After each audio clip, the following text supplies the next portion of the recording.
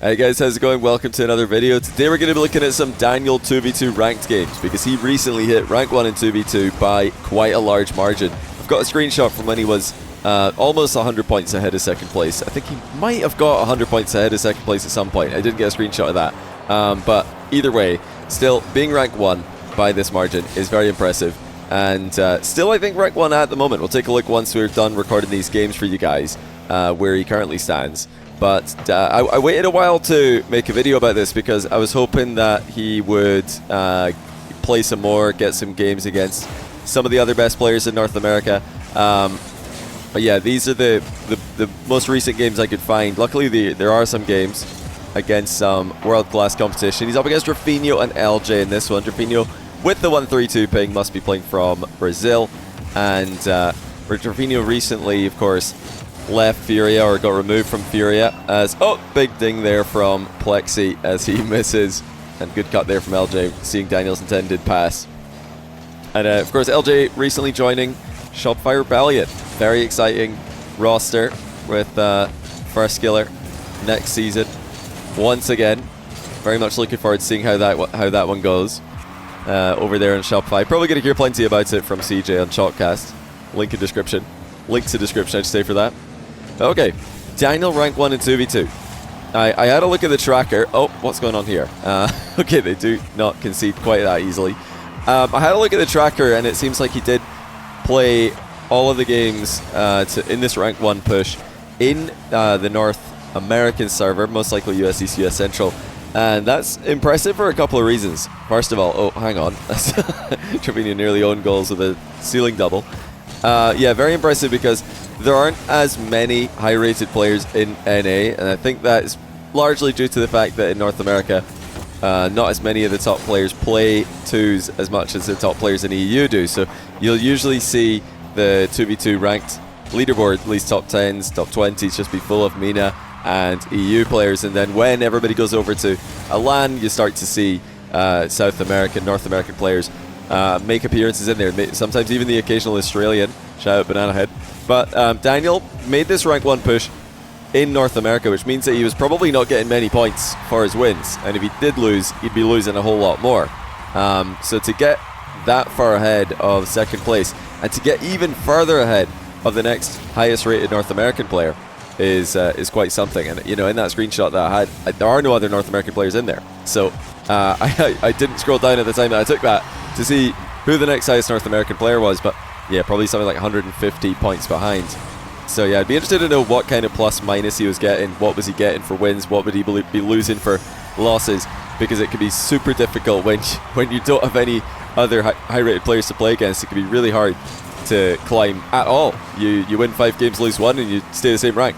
But I don't think it would have been that bad. These guys are definitely high-rated, and all the players that you're seeing in this video are. Nice save there by Plexi, and it's going to be Daniel making it 3-1 on the counter. Rafinho and LJ overextended. And yeah, the best thing about Daniel in 2v2, and the reason why he is the best 2v2 player in North America, in my opinion, and absolutely one of the best 2v2 players in the world, is his defense. And this is the same story for 3v3. His defense is world class. I think he's in the conversation for best defender in the world in 3s as well. You know, you got Daniel Rawas, and you know, some other players like Vatira, Zen as well, of course. But he's right up there. He is so hard to get the ball past. He is so good with his boost management. He always has enough boost to get what he wants, and he always has enough speed, mechanical ability to do what he wants. Quick look to see where the defense is here. Floor double. Jerpino's gonna have a hard time with that one. Yeah, good luck saving that 130 ping. 4-1. And you're going to see a lot of counter-attacks when you watch Daniel play 2s, because he just baits opponents in, teams that Daniel's on. Most notably Daniel and Beast Mode, of course, the most well-known duo for him in 2v2. They bait teams in, they wait for the opponents to overextend, and then they hit them on the counter. So these kind of positions, just like the one we're in right now, where they wait for the attack, try to get a favourable 50, and then immediately counter-attack down the other end. And when you're 4-1 up, I mean, the other team have to go for it, so not really any other option. And that's going to be 5-1 now, as Daniel puts another one in from the halfway line, and that's a forfeit, so a comfortable win there for Daniel and Plexi. Let's get into game number 2. All right, in the second game, Daniel is going to be with Dribs up against Two-Piece and Chronic. Two-Piece and Chronic in a party together. Daniel solo queuing. And it seems like he did make most of this rank 1 push solo queuing. I didn't see any super consistent teammates. There probably were a few partied up sessions in there, but a lot of it appears to be solo queue, and it of course doesn't bother Daniel, who he's playing with. He is such an easy player to play with because he always has his teammates back. He just lets them challenge for him, and everybody on the North American server, everybody in the world knows that Daniel is so good that if you just challenge for him, he's probably going to be fine. And that's not always the case, even at the highest level. Sometimes players will be teamed up with a player that they don't really trust behind them. They don't want to challenge for them because they're worried that the player behind them might not actually have their back. They might be out of the game. Never the case for Daniel. He's always in the game. He's always able to put up a touch or a save or an interception on pretty much every single attack. That's a rare occasion where he hasn't been back. And Dribs has done well there, making a couple of necessary saves back to back. But yeah, you're not going to see a lot of that with Daniel in twos. He's almost always there. Oh my goodness, Dribs just carrying the... Hey, respect to Dribs on that play, who uploaded this replay as well. Shout out to him for that. Otherwise, we wouldn't be able to see this. But yeah, just I'm talking about Daniel's stoic defense. He does rely on his teammate to do a little bit of defending, which Dribs did very well. Now, with RLCS having a 2v2 circuit in the upcoming season, I'm really interested to see if Daniel and Beast Mode are going to be taking part. Daniel, of course, didn't take part in the 1v1 RLCS last season. After his disappointing salt mine for showing, I wasn't super surprised to see that he decided not to take part. It would have been extremely difficult and extremely time consuming to get his ones up to a level where he could beat Diaz, which is what would have been necessary. Oh my goodness, what a touch. Chronic with the little half volley after doubling it into the floor to put them on the board. Great goal. Like I was saying, that yeah, I think Daniel just decided it's not going to be worth it. The time necessary, or the time investment that would have been needed to get back to his top level in ones and take down Diaz would have been immense. Diaz is an absolute monster, and he did end up winning pretty dominantly in the North American ones RLCS. However, for 2v2 RLCS, I don't think that's going to be the same issue. I don't think there is going to be an issue with that. I think Daniel's already and always is at a level in 2v2 where he can be the best in the region. Oh, what goal. Hey, I'll tell you what, I'm getting rudely interrupted by some phenomenal Chronic goals here. That's another mind-bending attack he's just pulled off. Daniel wasn't sure where he was going to need to go. Now Chronic stealing all the big boost pads away. Daniel in the small pads as a result. Actually putting a lot of faith in Dribs in defense. Seems like Daniel does believe in Dribs to have the necessary saves and the necessary interception angles covered. But that's pretty much... I mean, Dribs is playing a great game here because that is what Daniel wants. He wants his teammates to challenge for him, and if he does get a bad 50, if the teammate gets a bad 50, if the teammate gets outplayed, that's when Daniel will make his move. He likes to let his teammates go first. I think that's why he works so well with Beast Mode, because Beast Mode likes to just go first. So why do Daniel and Beast Mode have such good synergy? Well, it's natural. Beast Mode wants to go. He wants to be the player forcing. Nice leave on the boost there from Dribs. He's just faking this, letting Daniel take the 100. And yeah, Daniel always, ever since he made a name for himself in the one scene way back when he was too young for RLCS, and even until now, he likes to let his teammate go before him. You know, I've been talking about it a lot this game, but it really is such an important aspect of the gameplay. Listen, this is supposed to be a Daniel video, Dribs. Can you calm down? He scores another great goal. He's having an unbelievable game here up against Chronic and Two-Piece. Two of the best players in NA. They're comfortably leading here. Now Daniel is going to force for his teammate here. After, you know, when your team is having a game like this, I think fair enough. They've earned your respect. They've earned the faith. A couple of wall dashes down the line. Dribs just going to put some pressure on Chronic. Daniel always taking his time. Not the shot that he was looking for there. That does just give the possession away. But no problem when you're already up 5-2. Great play there on the defense for the air double bump. As one was getting bumped away, Daniel made sure not to fall to the same idea. And what do you guys think is going to be, who do you think is going to be victorious in RLCS 2s next year? Let me know in the comments down below. And that's another forfeit. Let's get into game 3. Alright, in this third game, Daniel is going to be with Bosco, and he's going to be playing against Arju and Relating Wave, so we don't get to see any Daniel against the very top tier of EU and Mina, and the other players occupying the top 10 of the ranked leaderboard, but we do get to see him going up against some European players who are over in North America for CRL, as well as RLCS.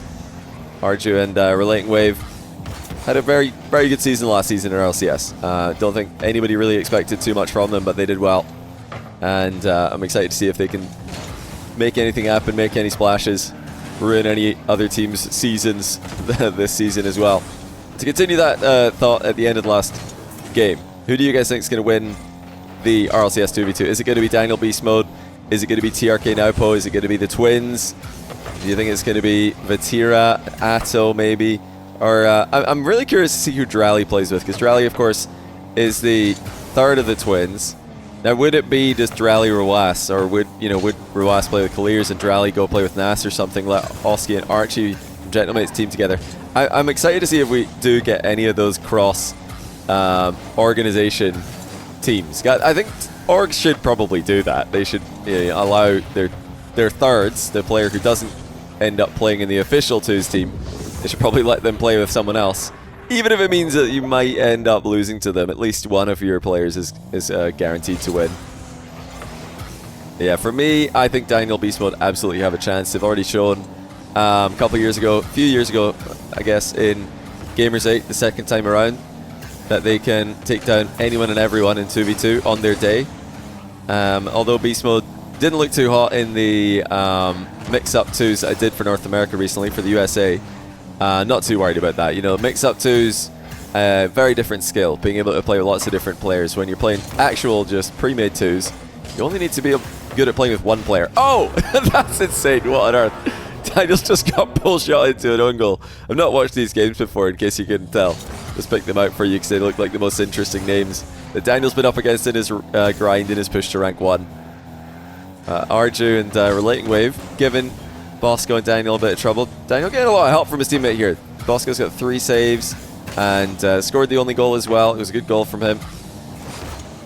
This is important in any climb, in any rank, if you guys are trying to get a new peak in your own rank.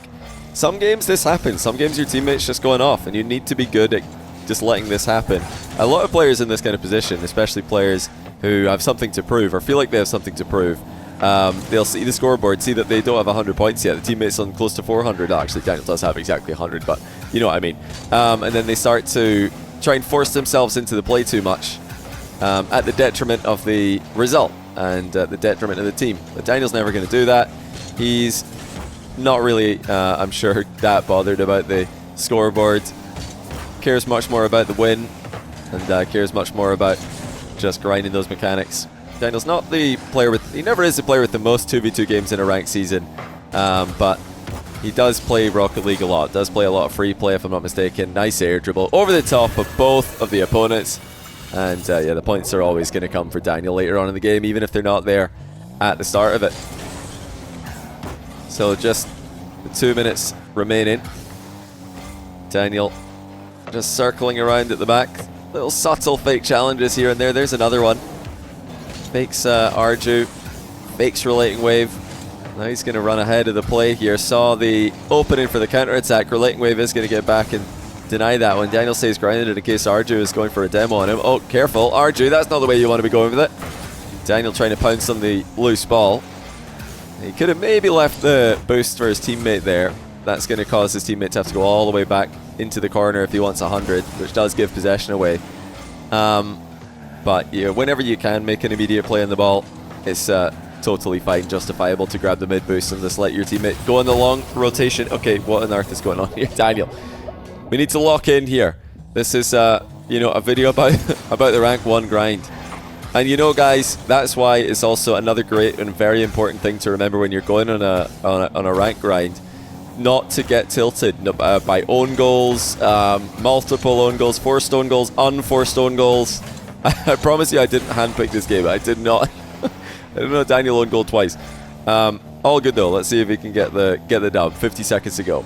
Arju, relating wave, trying to get a counter going. Daniel's dispossessed him. He's got a reset. He's going high with it. Everybody's getting mind game. Daniel with a reset into the 50, but Arju did well. Bosco slowing the play down. Again, that's in the same position again. Daniel opting to just take the boost, and this time he does make good on the double tap. I'll rewind just to show you what I mean here though. This is, you know, he could leave that boost. By not doing so, there's a big gap between him and his teammate who's also missed the boost. So if the save did come through there for Arju and relating wave, they would Daniel would need to get back quick. His teammate's not going to be in the play immediately. Not likely, at least. Most players will just go all the way back. You don't have to. Could play small pads. But Daniel, of course, he knows he can just score there, so he's taking the risk, creating a gap between him and his teammate, and just relying on his own mechanics to be sufficient, which they very often are. Relating wave trying to demo Daniel. Can't get the ball past him. Take him out of the game. Now Daniel with a pre-flip off the wall. Reset 50-50. Just a couple more touches and this will be GG. And indeed it is. Bosco confirms it with a hit into the corner wall. So that's another win for Daniel. One of many on his push to rank 1. And yeah, even in games where things are going wrong, even in games where the opponents are causing some problems, still able to get out, grind out the wins. Close games, one-sided games, still able to come out on top. So it looks like he is still 24-54. Don't know if he just stayed at 24-54, didn't play, or if he's just gone up and down again to that number. But yeah, he's got some people catching up to him. Next highest NA player is First Killer, 2338. So he's still miles ahead, more than 100 ahead of second in NA. Reveal 5 up also NA players. Quite a lot of NA players in the yeah, I think Diaz also in NA at the moment. Is he? Maybe not yet. But I think, yeah, Diaz confirmed to be playing in NA next season. But yeah, this is where all the rest of NA is, and Daniel's all the way up here.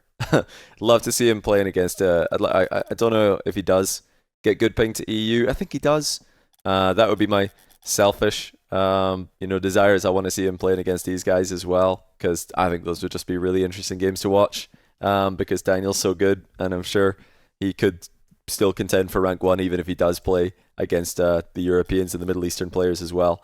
But yeah, what do you guys think? That's the big question. Who's going to win the RLCS2s next season? You can put your early prediction down below in the comments. And lastly, remember to check out the next rank if you do want to take your ranking up more seriously. The next rank is here to help. We've got a video out now, or no. Yeah, it is out. It's out now on NRG's Worlds Win, Daniel Beast Mode Atomic, winning Worlds. That video is now out on the Next Rank YouTube channel. I've been talking about it a bit, saying it's coming. It's now there, so link in the description if you want to head over, watch myself and apparently Jack's breakdown of NRG's Worlds Win. But that's all we got time for today. Hope you guys enjoyed the games, and congrats to Daniel on the rank 1, which he's held for quite well now. Looking forward to see if he can make a press for even higher ranks, even higher numbers, I should say, towards the end of the season. All right, guys, that's all for now. Take care.